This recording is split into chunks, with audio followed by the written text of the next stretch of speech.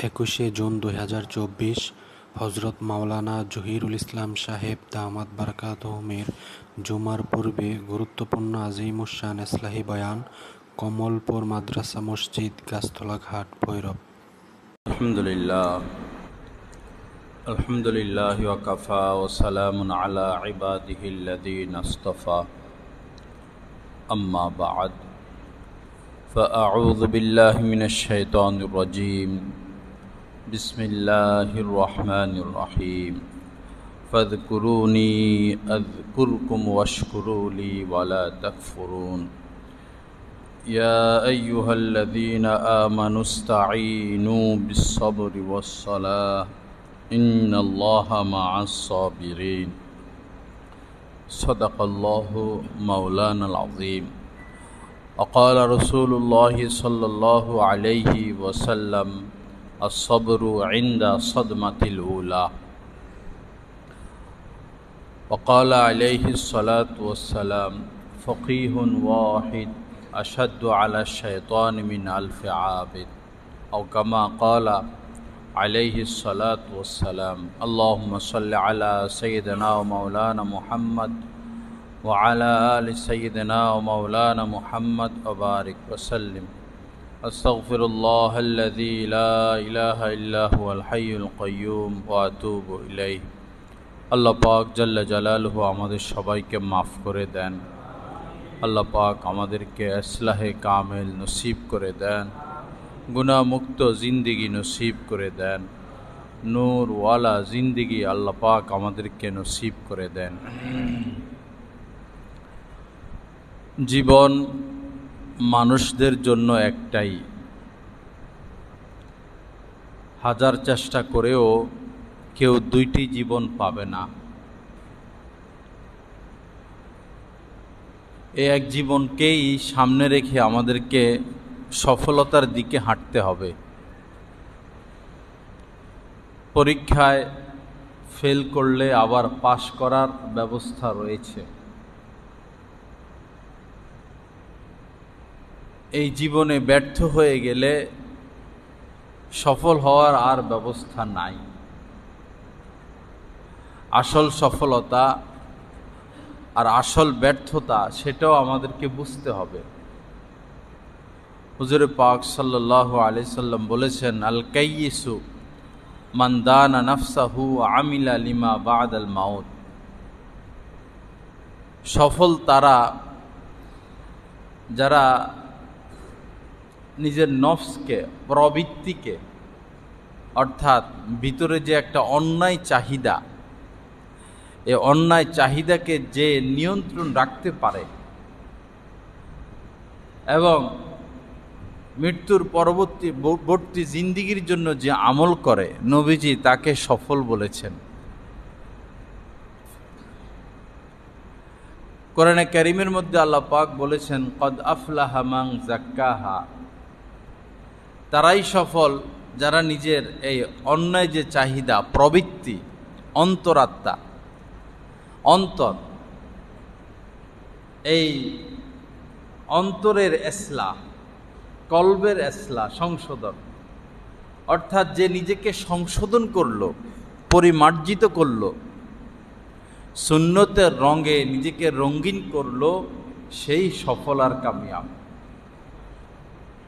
অকদ খাবা মান দাসাহা। আর যে এটা করতে পারলো না, নিজেকে সংশোধন করলো না, সে ব্যর্থ, সে নাকাম। দেখতে দেখতে ঠিকই একদিন জীবন শেষ হয়ে যাবে।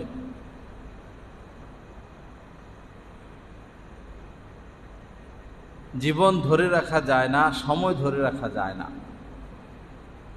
যেটা থেকে যায় সেটা হলো সময়ের সুফল এবং কুফল। সময় চলে যাবে, 2021 সাল চলে গেল, 20 চলে গেল, 19 চলে গেল, আমাদের জীবন থেকেই চলে গেল। রইল কি 2020, 19, 18 এগুলোর কর্মফল, সফলতা, ব্যর্থতা। এই বছরগুলোতে আমি কতটা সৎ কাজ করেছি, এটা থেকে গেল, আর কতটা নাফরমানি করেছি এটাও থেকে গেল। আল্লাহর দফতরে এগুলো লেখা আছে। আল্লাহ পাক সহি বুঝ দান করেন। আল্লাহ পাক আমাদেরকে ইসলাহে কামেল নসিব করেন। মানুষের মধ্যে ইসলাহ হওয়ার ফিকির নাই, ইসলাহ মানুষ বুঝেও না, আর ইসলাহের ফিকির পর্যন্ত নাই, ফিকিরেরও অভাব। ফিকিরের তৌফিক আল্লাহ পাক সবাইকে দিয়েছেন। আমাদের সবার মধ্যেই ফিকির করার তৌফিক আছে, কিন্তু ফিকিরটা আমরা দুনিয়া কেন্দ্রিক করি। আমাদের ফিকিরটা দুনিয়া কেন্দ্রিক, স্ত্রী নিয়ে, সন্তান নিয়ে, ঘর সংসার নিয়ে, টাকা পয়সা নিয়ে, ইস্টাবলিশ হওয়া নিয়ে, মাথা উঁচু করে দাঁড়ানো নিয়ে। আল্লাহকে ভালোবাসতে হবে, আল্লাহকে খুঁজে পেতে হবে, আল্লাহর সাথে গভীর নিবিড় সম্পর্ক গড়তে হবে, এই ফিকির আমাদের নাই। একটা হচ্ছে দ্বীনের কাজ, দ্বীনের ফিকির, দ্বীন বাস্তবায়নের চেষ্টা। আরেকটা হলো ইসলাহ, নিজের সংশোধন। নিজের সংশোধন এটা ফরজ। দ্বীনের কাজ আমাদের দেশে বিভিন্নভাবে হচ্ছে। কেউ তাবলীগের লাইনে মেহনত করে, কেউ মাদ্রাসায় তালিমের কাজ করে, কেউ ওয়াজ মাহফিল করে, কেউ লেখালেখি করে। এগুলোকে আপনি সর্বোচ্চ মুস্তাহাব বলতে পারবেন। কেউ কেউ বলেছেন মুবাহ। কিন্তু সংশোধন যেটা ইসলাহ, এটা ফরজে আইন। যেমন আমার মিথ্যা বলার অভ্যাস, তো এই মিথ্যা তো আমাকে ছাড়তে হবে। যেমন আমার অন্যকে উপহাস করার অভ্যাস, এই উপহাস করা ছাড়তে হবে। ধমকা ধমকি করে মানুষকে কষ্ট দেওয়া, রাগারাগি করে মানুষকে কষ্ট দেওয়া, বিভিন্নভাবে মানুষকে কষ্টে ফেলা, এটা গুনাহে কবিরা, বড় গুনাহ। আমাকে এটা ছাড়তে হবে, সংশোধন করতে হবে। এই ফিকিরটা আমাদের আসা উচিত। আল্লাহ পাক আমাদেরকে তৌফিক দান করেন। আল্লাহ পাক আমাদেরকে ইসলাহওয়ালা জিন্দেগি নসিব করেন। সাহাবায়ে কিরামের পবিত্রতম অভ্যাস ছিল, তাদের ভুল হতো, নবীজি ভুল ধরিয়ে দিতেন। যেই ভুল ধরিয়ে দিতেন বস সংশোধন হয়ে যেত। এটা এভাবে না এভাবে, বস ওইভাবে করা শুরু করে দিতেন। একটু রাগ করতেন না, বরং খুশি হয়ে যেতেন যে আমি তো ভুলের মধ্যে ছিলাম, নবীজি আমার ভুলটা ধরাইয়া দিলেন। যাকে যেভাবে বলতেন, মহিলা সাহাবী, পুরুষ সাহাবী, ভুল হতো, মানুষ না, নবীজি ভুল ধরাইয়া দিতেন, সংশোধন করে দিতেন, তারা সংশোধন হয়ে যেত। কিন্তু আমাদের এই অবস্থা, কেউ সংশোধন করুক এটাও চাই না, আর কেউ সংশোধনীয় কথা বললে তার উপর আমরা অসন্তুষ্ট হই, নারাজ হই, মানতে পারি না। আল্লাহ আমাদেরকে হেদায়েত দান করেন, আল্লাহ পাক সহি বুঝ দান করেন। তা আমি শুরুতে আয়াতে কারিমা তেলাওয়াত করেছিলাম। আল্লাহ পাক জাল্লা জালাল অত্যন্ত গুরুত্বপূর্ণ, একদম আমাদের জীবন চলার প্রথম শ্রেণীর যে পাথেয়গুলো সেটা নিয়ে আলোচনা করেছেন। ইয়া আইয়ুহাল্লাযীনা আমানু, হে ঈমানওয়ালারা, ইস্তাঈনু বিস-সবরি ওয়াস-সালাহ, সাহায্য চাও আমার কাছে বিপদে, মুসিবতে, জরুরত থেকে আমরা কেউ মুক্ত না। আর দুনিয়া দারুল আসবাব, দুনিয়াকে আল্লাহ পাক সাজিয়েছেন এভাবেই একটার পর একটা জরুরত আমাদের আছেই। পানির জরুরত, খাদ্যের জরুরত, ওষুধের জরুরত, পোশাকের জরুরত, জরুরত আছেই। জরুরত দিয়েই দুনিয়াকে সাজিয়েছেন। আর টাকা থাকলেই জরুরত পুরা করা যায় না। আল্লাহ পাক বলেন যে সাহায্য চাও বিভিন্ন বিষয়ে, বিভিন্ন জরুরতে, বিভিন্ন প্রয়োজনে। কিভাবে? বিসবরি ওয়াসসালাহ, ধৈর্য এবং নামাজকে সামনে রেখে, ধৈর্য এবং নামাজের মাধ্যমে। আমাদের এই অভ্যাসটা খুব কম। একটা বিপদ আসলো আর নামাজে দাঁড়িয়ে গেলাম, খুব কম। আমরা দৌড়াদৌড়ি শুরু করে দেই, ছুটাছুটি শুরু করে দেই, ফোন করা শুরু করে দেই, তদবির শুরু করে দেই। তদবির তো পরে, উপরে যদি মীমাংসা না হয় আমি ছুটাছুটি করে কি করব? আমি তদবির করে কি করব? মীমাংসা তো উপরে। সমস্যা সৃষ্টি হয় জমিনে, সমাধান হয় আসমানে। আগে তো আসমানওয়ালার সাথে মুআমালা পরিষ্কার করতে হবে। বাস 2 রাকাত নামাজ পড়ে নিলাম, আল্লাহর কাছে বললাম, এরপরে তদবির শুরু করলাম, চেষ্টা শুরু করলাম আল্লাহর উপর ভরসা রেখে। এই হচ্ছে সমাধান। অথবা এমন যদি হয় যে হঠাৎই সমস্যা এসে গেল, এখন নামাজ পড়ার মতো অবস্থা নাই, বা নামাজ পড়তে গেলে দেরি হয়ে যাবে, সমস্যা হয়ে যাবে, বা নামাজ পড়ার সময়ও না এখন, বা নামাজ পড়ার মতো পরিস্থিতি নাই, পরিবেশ নাই, তখন অন্তত নিয়ত করা, আল্লাহ আমি 2 রাকাত নামাজ পড়ব, আল্লাহ আমার এই সমস্যাটা আপনি দূর করে দেন। আল্লাহ আমি একটা রোজা রাখবো, বা 4 রাকাত 6 রাকাত নামাজ পড়বো, বা 2টা রোজা রাখবো, নিয়ত করে নিলাম।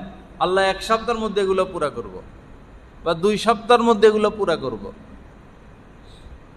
এটাও সাথে বলে দেওয়া, কারণ আমরা অলস তো, পড়বো বলছি, পড়ার মধ্যে থেকে যায়। আরেকটা হলো কিছু সৎকার নিয়ত করে নেওয়া। বিপদ ঠেকানোর সবচেয়ে গুরুত্বপূর্ণ যেটা, সেটা হলো সদকা। একটা বিপদ আকাশ থেকে নাজিল হচ্ছে, আপনার দিকে আসতেছে,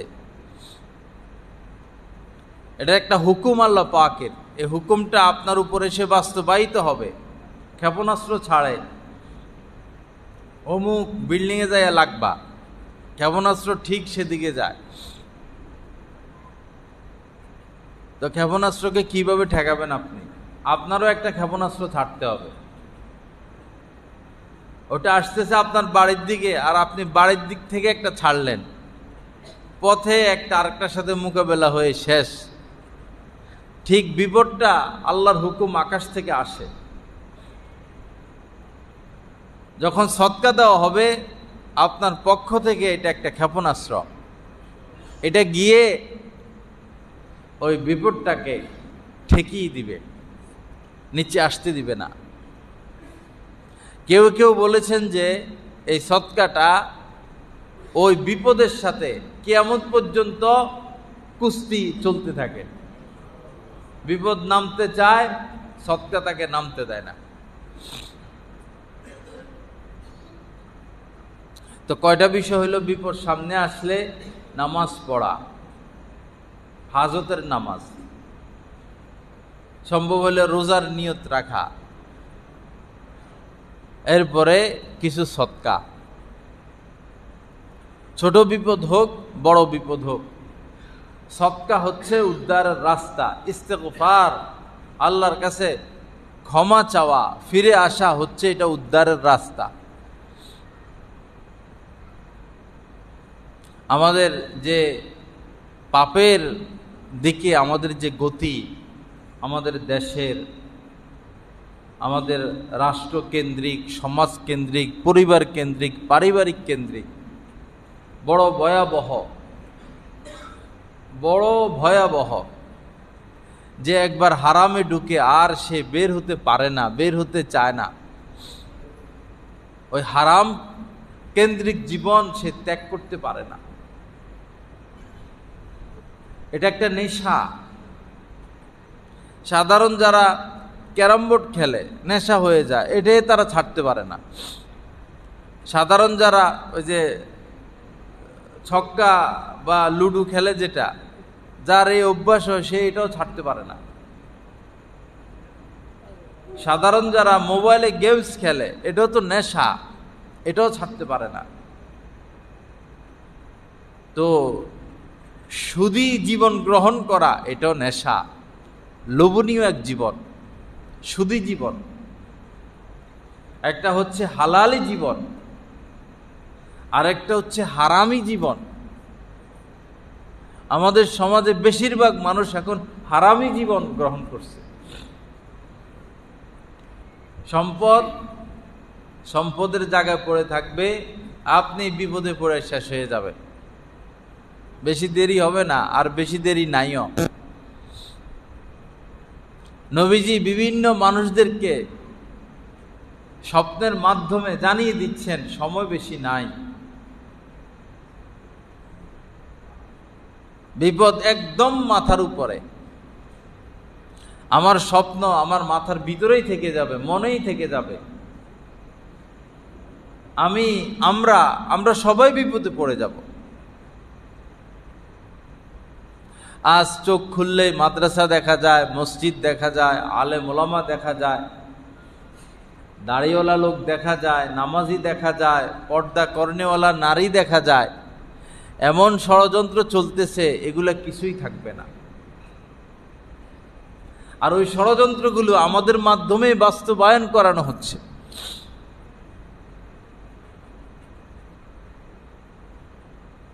এমন এমন পরিস্থিতির সৃষ্টি করবে, আমরাও মানতে বাধ্য হয়ে যাব।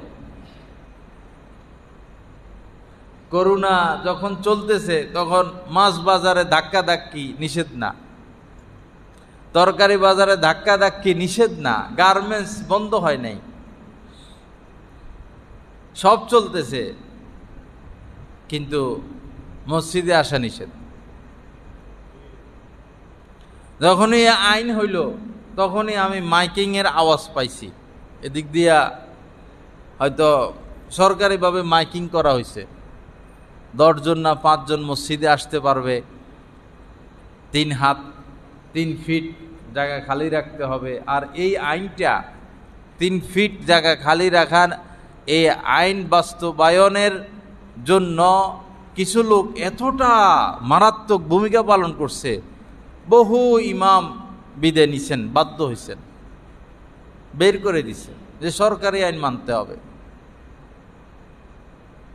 অথচ এই লোকরাই সরকারি সমস্ত টাকা বিদেশে নিয়ে জমাইতেছে। এরাই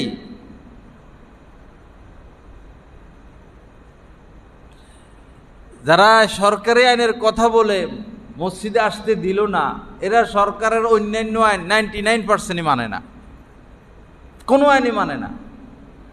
কিন্তু এটা ধর্মীয় বিষয়টা না, এটা মানতেই হবে। অথচ নিজেই আসছে রিক্সা করে 2 জন একসাথে বসা মসজিদে। এমন পরিস্থিতি আসবে যে আমরাই বলবো না, আর মেয়েদেরকে পর্দা করানো যাবে না, এই সমস্যা সেই সমস্যা, মাদ্রাসাগুলোর আর দরকার নাই, মসজিদের দরকার নাই। আপনারা আশ্চর্য হবেন যে এই যে সিহা সিত্তা হাদিসের 6 প্রসিদ্ধ সহিহ কিতাব, বুখারী শরীফ, মুসলিম শরীফ, তিরমিজি শরীফ, আবু দাউদ শরীফ, নাসাই শরীফ, এই কিতাবগুলোর সংকলক সব রাশিয়ার ইমাম বুখারীর বাড়িও রাশিয়া, ইমাম মুসলিমের বাড়িও রাশিয়া, ইরান এই এলাকায়। ইমাম তিরমিজির বাড়িও রাশিয়া, ইমাম আবু দাউদ রহমতুল্লাহ আলাইহির বাড়িও রাশিয়া। ওই সময় এখন যেমন বাংলাদেশে মাদ্রাসা, ওই সময় রাশিয়া, ইরান কেন্দ্রিক সমস্ত দ্বীনি প্রতিষ্ঠান ছিল।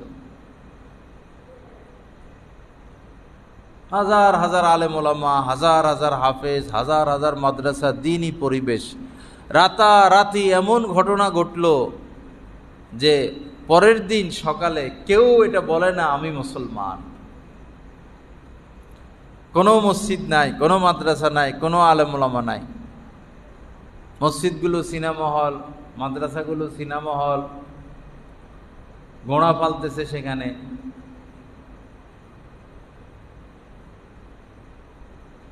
আমাদেরও এরকম প্ল্যান পাস করা আছে, প্ল্যান করা আছে। মসজিদে আমরা আসবো, কোনো বয়ান করতে পারবো না। যেমন সৌদি আরব, আরব রাষ্ট্র, মিশর, আলেমরা কোনো কথা বলতে পারে না। সরকার যেটা লিখে দিবে এতটুকু তারা বলবে।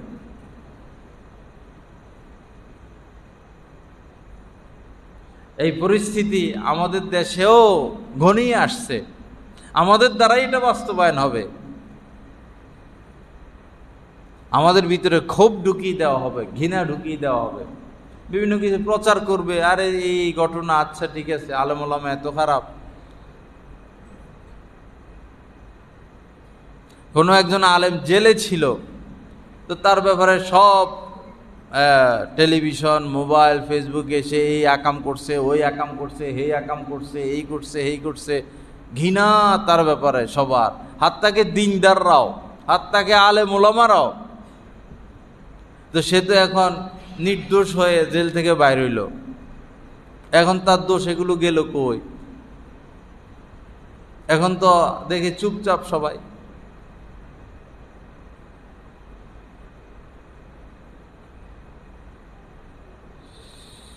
আল্লাহ পাক সহি বুঝ দান করেন, আল্লাহ পাক আমাদেরকে হেফাজত করেন। বড় কঠিন ভাই, বড় কঠিন। ফেরাউন নিজের গদিটা ঠিক রাখার জন্য হাজার হাজার শিশু বাচ্চা জবাই করছে। বড় কঠিন রাজা বাদশাদের মন মানসিকতা।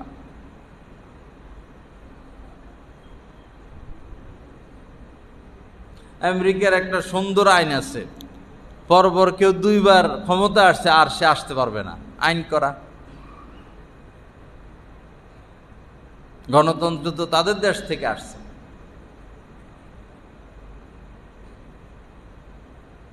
ভারতে জাতীয় তাদের সংসদ ভবনে আইন পাশ হয়েছে, কোন এমপি যদি দুর্নীতি প্রমাণ হয় শেষ, তার চাকরি শেষ, জরিমানা, জেলে যাবে। কত সুন্দর আইন।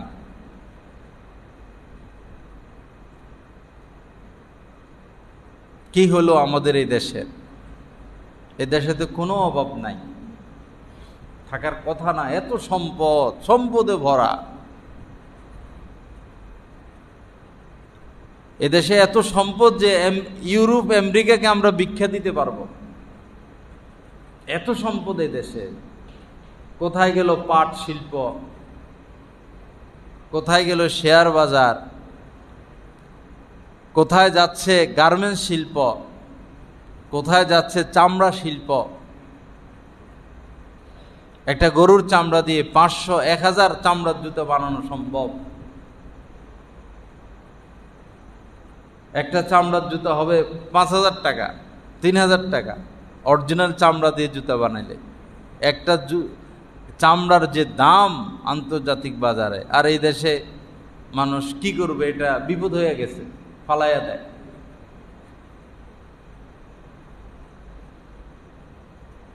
এখন একটা আছে রেমিটেন্স, এই ছাড়া আর কিছু নাই দেশে।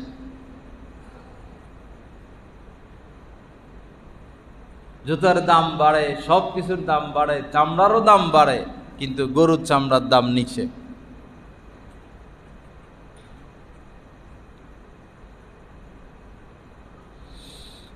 লা ইলাহা ইল্লাল্লাহ। নিরপেক্ষ থেকে গভীর চিন্তা করার লোক নাই। দেশকে ভালোবাসার লোক নাই। দেশের জনগণের জন্য, জাতির জন্য, দেশের অর্থনীতি সচ্ছল করার জন্য ফিকির, চেষ্টা, কাজের লোক নাই।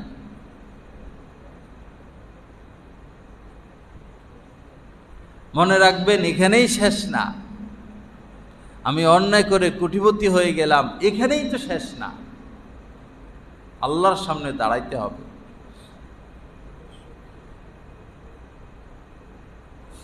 আল্লাহর সামনে দাঁড়াইতে হবে। আল্লাহর বিচারে সাক্ষী ডাকবেন না আল্লাহ পাক। আল্লাহর বিচারের সিস্টেম ভিন্ন। আমার হাত সাক্ষী দিয়ে দিবে, আমার পা সাক্ষী দিয়ে দিবে, হাতে কথা বলবে, এই করছে আমারে দিয়া। আর আল্লাহ পাক নিজের সব দেখাবেন, A to Z, সারা জীবন কি করছি মুহূর্তের মধ্যে সব দেখাই দিবেন আমাদেরকে। যেমন এখন ভিডিওর মধ্যে মানুষ দেখে।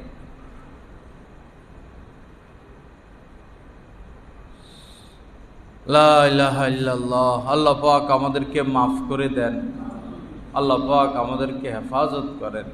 সবই হচ্ছে পাপের ফল, পাপের ফল। আমরাই পাপ টেনে আনি, ডেকে আনি, কিছু করার নাই।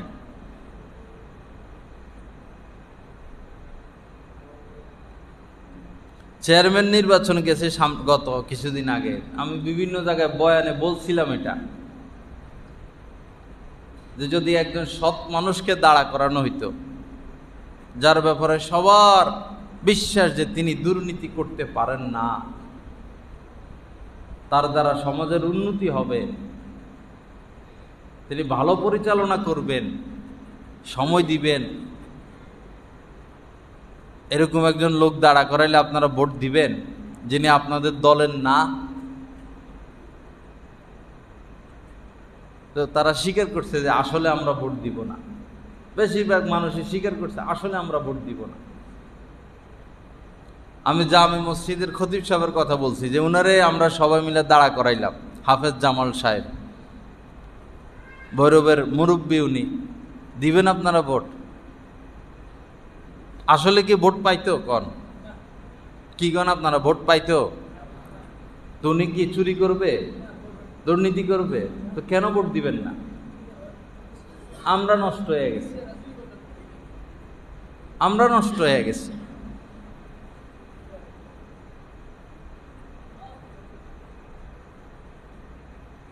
এই অবস্থা। একটা স্কুল, এখানে শিক্ষক দিতে হবে, প্রধান শিক্ষক, সহকারী শিক্ষক। তো চেষ্টা করে যে যেই দলের, আমাদের তো দল সবারই আছে, আমার দলের লোকরে আমি আনি, আমার আত্মীয় আনি, আত্মীয় আনি বা দলের লোক আনি। আমার তো দেখতে হবে সে যোগ্য কিনা, অন্য দলের হোক, সে যোগ্য কিনা। প্রতিষ্ঠান সুন্দর চলবে তো কাকে দিয়া সেটা দেখতে হবে, সে আমার দলের না সে আমার আত্মীয়, এটা দেখা যাবে না। এই এক সমস্যায় আমরা জর্জরিত। আমেরিকার রাজনীতিতে দেখা যায়, ছিল বারাক ওবামা, আসছে ট্রাম্প, এখন বাইডেন। এদের দেখা যায় যেমন বারাক ওবামা আসার পর পূর্ববর্তী কিছু মন্ত্রী তিনি রেখে দিচ্ছেন, অথচ এই মন্ত্রী এই দলের লোকদের রেখে দিচ্ছেন, দেখছেন যে সে কাজ করে ভালো, আমার দলের না হোক, তার কাজ সুন্দর, যোগ্য, রেখে দিচ্ছেন। কিন্তু আমাদের দেশে যে সব বাইর করো, আমার দলের লোক ঢুকাও, দেশ মার খায় এভাবে, সব নাম নামাইয়া ফেলো, আমার নাম লাগাও। ভাই তুমি কি তোমার টাকা দিয়ে করছো? তোমার নাম লেখাই তো বড় অপরাধ। জনগণের টাকা দিয়ে রাস্তা হয়েছে, জনগণের টাকা দিয়ে পোল হয়েছে, এটা একটা নিরপেক্ষ নাম দিয়ে দাও, একটা নাম দাও, আমার নাম লাগাইতে হবে, এটাই তো অন্যায়। কে কি কার পকেটের টাকা দিয়ে করে রাস্তা?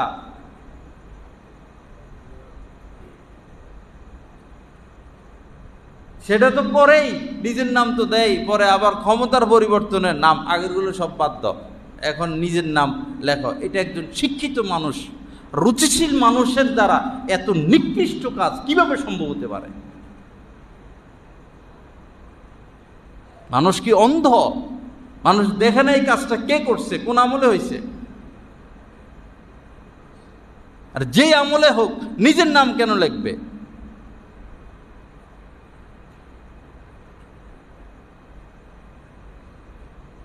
কি কারণে আমরা মার খাচ্ছি সেটা উত্তোলন করতে হবে। সরকার পরিবর্তনের দ্বারা এই দেশের অর্থনীতির সচ্ছলতা আদৌ সম্ভব না।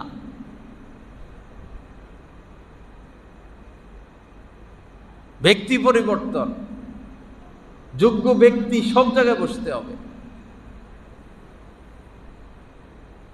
মাদ্রাসাগুলোতেও এখন লবিং চলতেছে, মসজিদেও লবিং চলতেছে। সভাপতি সব পাওয়ারফুল বা সেক্রেটারি পাওয়ারফুল, এখন সভাপতি ক্ষতি বানছে, সেক্রেটারি পছন্দ হয় না, হে দিবে বাইর করে, সভাপতি না এই থাকবে, এভাবে মসজিদে গ্যাঞ্জাম। মাদ্রাসার শিক্ষক নিয়ে এই সমস্যা, অমুকের আত্মীয় আনে, তমুকের আত্মীয় আনে, দলাদলি, সব জায়গায় দলাদলি কেন? তিনি যোগ্য কিনা, বা তাকে বিদায় দিবেন, বিদায় দেওয়ার মতো তার দোষ আছে কিনা।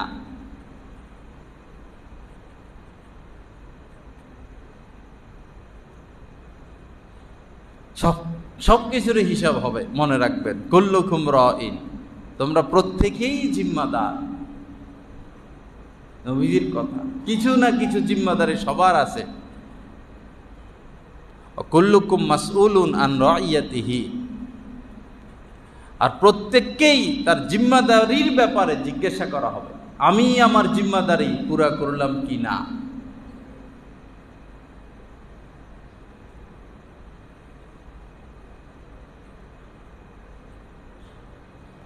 আল্লাহ পাক সহি বুঝ দান করেন। এজন্য ইসলাম আগেরকার রাজা বাদশারা পর্যন্ত আলেমদের সোহবতে এসে বসে থাকতেন, শিখতেন। এখানে এসে রাজা বাদশারা এসে আল্লাহ ওয়ালাদের সোহবতে বসতেন, এখান থেকে শিখতেন, গিয়ে রাষ্ট্র পরিচালনা করতেন।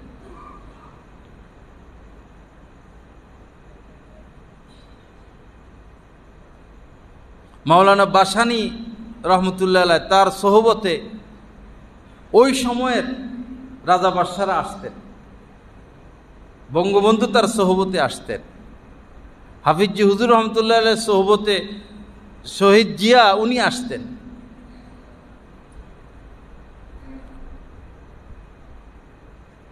আজ রাজা বাদশারা তো হারাইছে এই নিয়ামত, জনগণও হারাইছে। দিনের কাজ করে সবাই, ভাই একজন আলেম ছাড়া কিভাবে দিনের কাজ করবেন আপনারা? কে রাস্তা দেখাবে আপনাদেরকে? এটা জায়েজ না না জায়েজ, এটা সুন্নত না মুস্তাহাব, এটা হারাম না হালাল, না এটা মুবাহ, কে বলে দিবে? জেএমবি যে সংগঠনটা দাঁড়াইছিল ইসলাম হুকুমতের নামে, এদের নিয়তটা ভালো ছিল। ছোট ছোট বাচ্চা পোলাপাট, এরা বুঝতো যে আমরা শহীদ হইতেছি, এদেরকে ভুল বুঝানো হইতো। আদালত জ্বালাইয়া দাও, সিনেমা হলে যায় হামলা করো, ওই জায়গায় যায় ওরে মাইরা ফেলো। এই বাচ্চাগুলোর দোষ ছিল না, স্কুলের ছাত্র, এগুলা কলেজের ছাত্র, এদেরকে উল্টো বোঝানো হয়েছে। যারা বুঝাইছে এরা আলেম ছিল না। শায়েখ এই যে আব্দুর রহমান, এই কি বাংলা ভাই, এদের যে প্রধান, এরা আলেম ছিল না, এরা বুঝতো না কোরআন হাদিস। তো এরা ওই অনুসারে যাদেরকে বানাইছে, নিজেরা বুঝে নাই, তো এদেরকে কি বুঝাবে? যেখানে একটা ফেরকা তৈরি হয়, আলেম ফেরকায় বাতেলা, যেটা দেখবেন এই সমস্ত ফেরকায় বাতেলার মূল কারণ হচ্ছে সেখানের নেতৃত্বে আলেম নাই।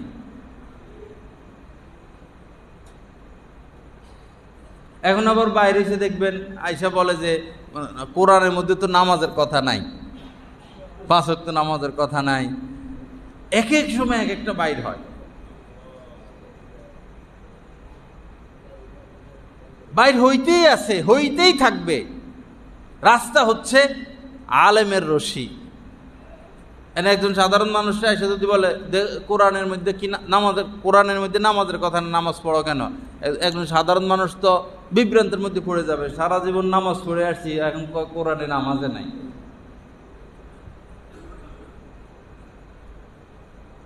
তো বিপদ হয়ে গেল না? তা আপনি বাঁচবেন কিভাবে? আপনি কোরআন শুরু করবেন খোলা, মানুষ তো কিছু থেকে কিছু হইলে এখন বুখারী শরীফ খোঁজে, দেখি বুখারী শরীফে আছে কিনা। ভাই আপনি কি বুঝবেন?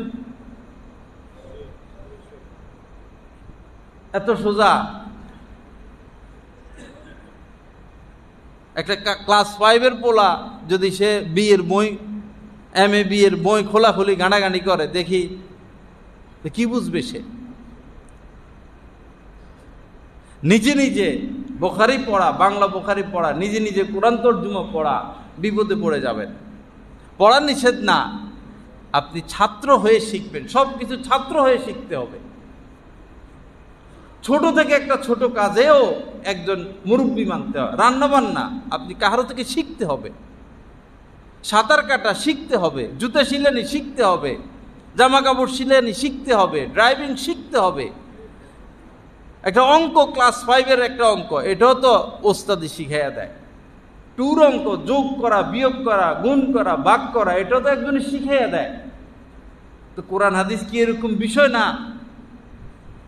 কোরআন হাদিস এত সোজা যে আপনি নিজে শিখে ফেলবেন। সব কিছু ওস্তাদের মাধ্যমে। মোবাইলে তো একজন আরেকজন থেকে শিখে। মোবাইল যেটা টিপলে হয়, তাও তো এই ব্যাপার, এই প্রোগ্রামটা বুঝি না রে, তো এই এমনে এমনে ওস্তাদ তো মানলো। মোবাইল টিপের ক্ষেত্রেও তো আমি ওস্তাদ মানি, তো কোরআন হাদিস বুঝার ক্ষেত্রে আমি স্বাধীন। এখান থেকে বিভ্রান্তি হয়। ওয়ালা তাকরাবুস সালাতা, নামাজের ধারে কাছে যাইও না, কোরআন শরীফের আয়াত। এক পার্টি বাইরে এসে নামাজের কথা কোরআনে নাই। এখন আমি যে আয়াত কইলাম এটা কি? নামাজের কাছেও যাইও না, ওয়ালা তাকরাবুস সালাতা, এটা তো আয়াত। আপনি একজন মানুষ যখন দেখবেন, আরে কোরআনে কইছে নামাজের কাছেও যাইতো না, বালা হইছে 9টা পর্যন্ত ঘুমামো, 10টা পর্যন্ত ঘুমামো, নামাজের কাছেও যাওয়া লাগবে না। তো হয়েছে তো কোরআন অনুযায়ী তো আমল করতেছেন, আগের অংশ দেখা লাগবে না, পরের অংশ দেখা লাগবে না, শানে নজুল দেখা লাগবে না, ব্যাখ্যা বিশ্লেষণ আছে না। ওয়ালা তাকরাবুস সালাতা ওয়া আনতুম সুকারা, নেশা করে মাতাল হওয়া অবস্থায় তোমরা নামাজের কাছেও যেও না। এই অংশগুলো নিয়ে ফিতনা সৃষ্টি করে।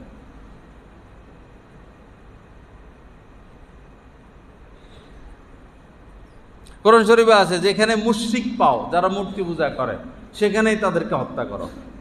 কোরআনের আয়াত।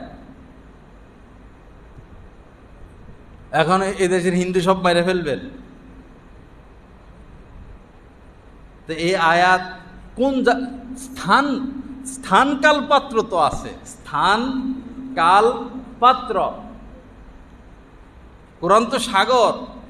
আপনার অসুখ হয়েছে, যায় ফার্মেসির থেকে ওষুধ 1 মুঠলো খাইয়ে ফেললে হবে?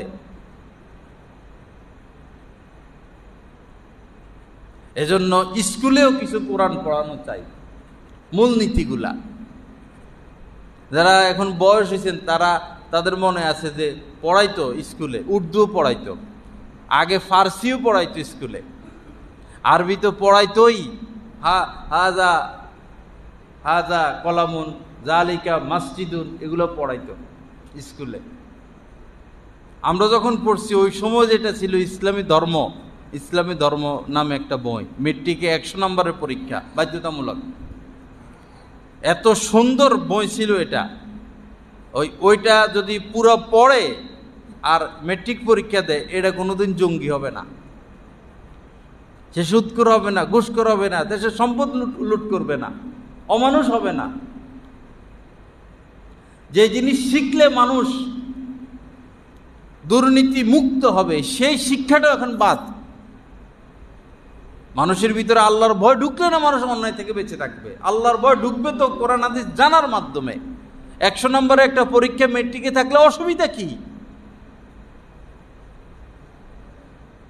1-এ 5টা হাদিস মুখস্থ করলো, 2-তে গিয়ে ওযু করার তরিকা শিখাইলো, 5-এ গিয়ে গোসল করার তরিকা শিখাইলো, রাস্তায় হাঁটার আদব শিখাইলো, প্রস্রাব পায়খানার আদব শিখাইলো, মা বাবার খেদমতের আদব শিখাইলো, ঘুমের আদব শিখাইলো। এগুলো স্কুলে আনলে অসুবিধা কি?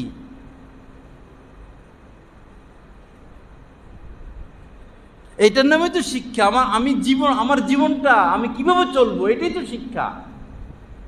একটা বাচ্চাকে তো এটা শিখাইতে হবে। আমাদের মাদ্রাসায় যাইয়া দেখেন, প্রথম দিন ভর্তি হওয়ার পরে যেটা পড়ায়, কিভাবে সে প্রস্রাব পায়খানা করবে এটা শিখায়।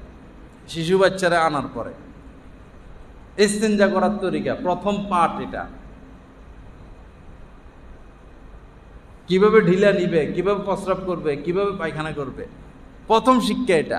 আশ্চর্য হয়ে যাবেন। জায়গায় জায়গায় দাঁড়াইয়া প্রস্রাব করে দেয়, দাঁড়াইয়া প্রস্রাব করে। এখন এই যে রাস্তার পাশে হোটেলগুলো গাড়ি থামে, ওইখানে আমরা যাইয়া প্রস্রাব করার পাই না, সব দাঁড়াইয়া সিস্টেম। তো দাঁড়াইয়া প্রস্রাব করলো, এই প্রস্রাব এটা বিষাক্ত না, পোকা না, এখানে ক্ষতিকর ব্যাকটেরিয়া আছে না, ফোঁটাগুলো তো তার লজ্জাস্থানে থেকে গেল, বিষাক্ত জিনিস তার প্যান্টে লাগলো, ক্যান্সার হবে পানি খরচ না করলে। বহু দেশ আছে বাথরুমে পানির ব্যবস্থা নাই, টিস্যু ব্যবহার করে। তো ইসলামী তো এগুলো শিক্ষা দিল, তো ইসলামী শিক্ষা কেন বাদ দিব আমরা? আপনার বাচ্চাটাকে গোসল করানো শিখাইতেছে, অজু করানো শিখাইতেছে, ঘুমানো শিখাইতেছে, ভাষা শিখাইতেছে, ব্যবহার শিখাইতেছে, ডান হাতের কাজ কি, বাম হাতের কাজ কি, ডান পায়ের কাজ কি, বাম পায়ের কাজ কি। একটা শিশু বাচ্চাকে তো এগুলো শিখাইতে হবে।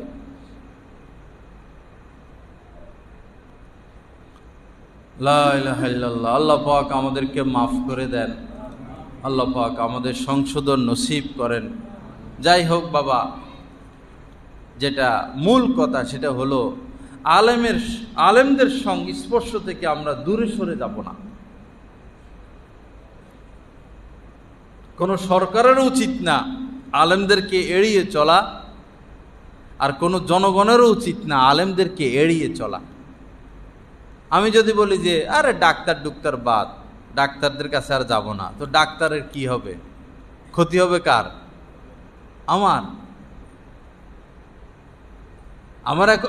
আমরা ডাক্তারের কাছে মোহতাজ। এক ডাক্তারের কাছে গেছি আমি, আমাদের এখানে চক্ষু ডাক্তার আলমগীর সাহেব। পরে উনি বললেন, আপনি বলেন কি করতাম? আমি বললাম, না, এই ক্ষেত্রে আমি মুরিদ, আপনি পীর। এই ক্ষেত্রে আপনি যেটা বলবেন আমি এটা মানতে বাধ্য। এই ব্যাপারে আপনি অভিজ্ঞ, আমি কি বুঝবো? আমি এখানে মাতবরি দেখালে আমার চিকিৎসা ভুল হবে। দ্বীনের ক্ষেত্রে একজন আলেমের কাছে নিজেকে ন্যস্ত করে দেওয়া, সরকারকেও জনগণকেও সর্ববিভাগের সবাইকে একজন হক্কানি আলেমের সামনে নিজেকে ন্যস্ত করা। আর হক্কানি আলেম খুঁজতে যদি ইউটিউবে যান তাহলে একবারে খাদেফা দিলেন, আর কি খাদেফা দিলেন। বাস্তবে খুঁজতে হবে, যে বেশি ছবি তুলতে পারবে, যে বেশি ভিডিও করতে পারবে, যে 1 মিনিটের ভিডিও, 2 মিনিটের ভিডিও, 15 সেকেন্ডের ভিডিও, 3 মিনিট।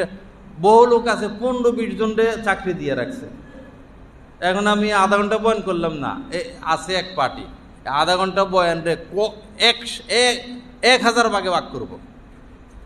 15 মিনিটে 15 সেকেন্ড করে আধা মিনিটে ভাগ করলে কতগুলো ভাগ হবে? এটা সব ছাড়বো। 1 মিনিটেরটা ছাড়বো, 2 মিনিটেরটা ছাড়বো, 5 মিনিট করে ছাড়বো, 7 মিনিটেরটা ছাড়বো। এইভাবে 1 বছর 2 বছর ছাড়ার পরে তো সেই শ্রেষ্ঠ আলেম।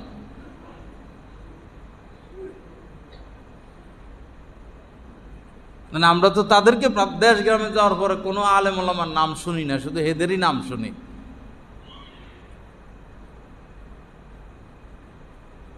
সাহাবা ইকরাম তো রাসূলের সোহবতে এসে দিন শিখছেন, এইভাবে পড়ে থাকতেন। এটাই দিন শিখার তরিকা, সরাসরি। যার থেকে দিন শিখবো তাকে আমার জানতে হবে, তাকে আমার বুঝতে হবে, তাকে আমার দেখতে হবে। সাহাবায়ে কেরামের থেকে দিন শিখছেন তাবিঈগণ এইভাবে সাহাবাদের সোহবতে গিয়ে পড়ে থাকতেন, সাহাবাদের সোহবত থেকে দিন শিখতেন সরাসরি। কিয়ামত পর্যন্ত এটাই হচ্ছে দিন শিখার মাসনুন তরিকা, নিরাপদ তরিকা।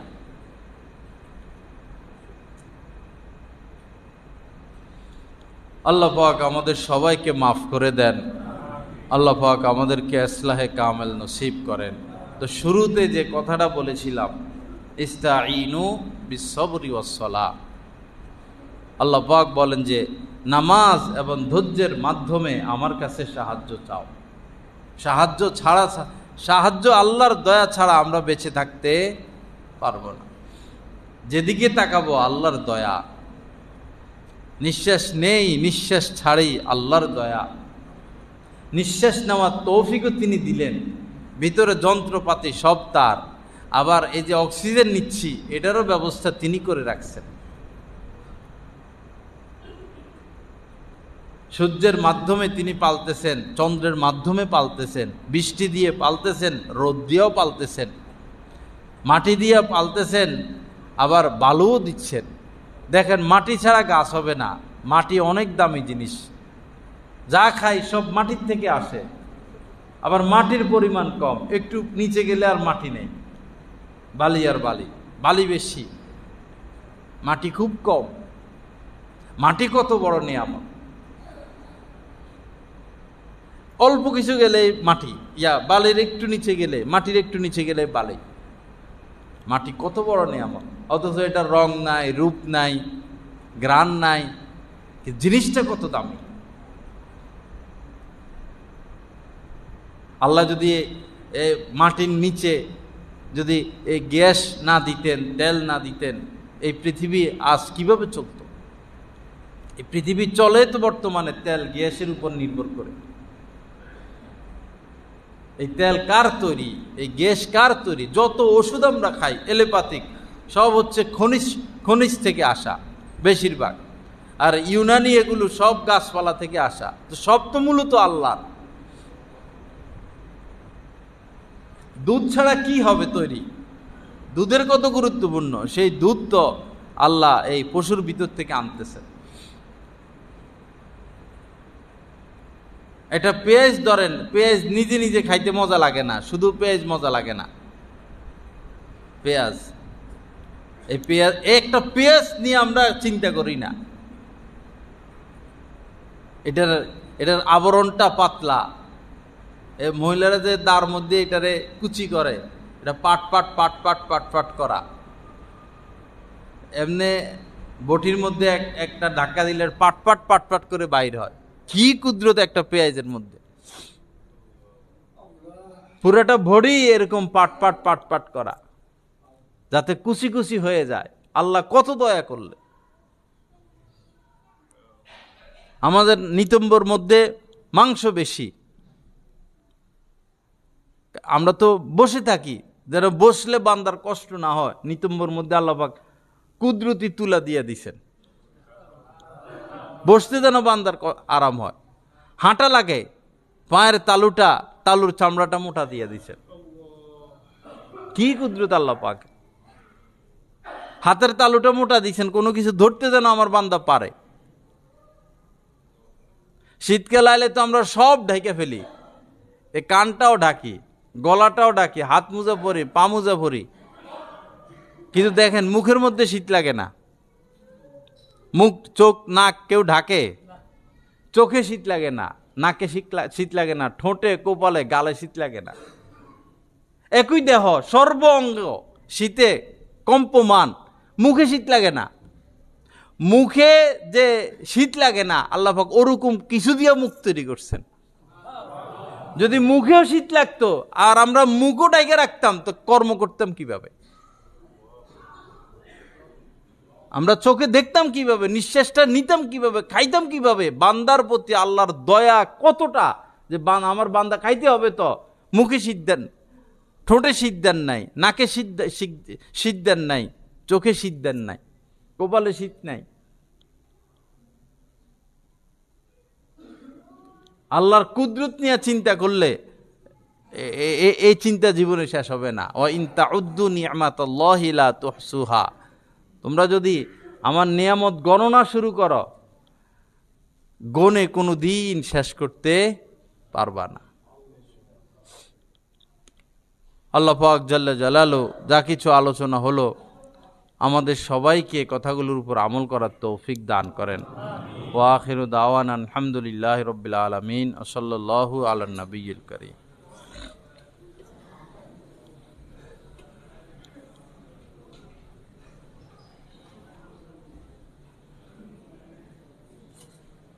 হযরত ওয়ালা দামাত বারাকাতুহুমের প্রতিটি বয়ান পাচ্ছেন নেটের মাধ্যমে, টেলিগ্রামের মাধ্যমে। প্রথমত গুগল প্লে স্টোর থেকে টেলিগ্রাম অ্যাপসটি ডাউনলোড করতে হবে। তারপর টেলিগ্রাম অ্যাপসে প্রবেশ করে নিজের মোবাইল নাম্বার এবং একটি ভেরিফিকেশন কোড প্রদানের মাধ্যমে অ্যাকাউন্ট খুলতে হবে। অ্যাকাউন্ট খোলার পর ডান পাশে উপরে একটি সার্চ আইকন থাকবে, ওইখানে বাংলায় লিখতে হবে বয়ানে মাওলানা জহিরুল ইসলাম সাহেব, অথবা ইংরেজিতে @বয়ানবিডি।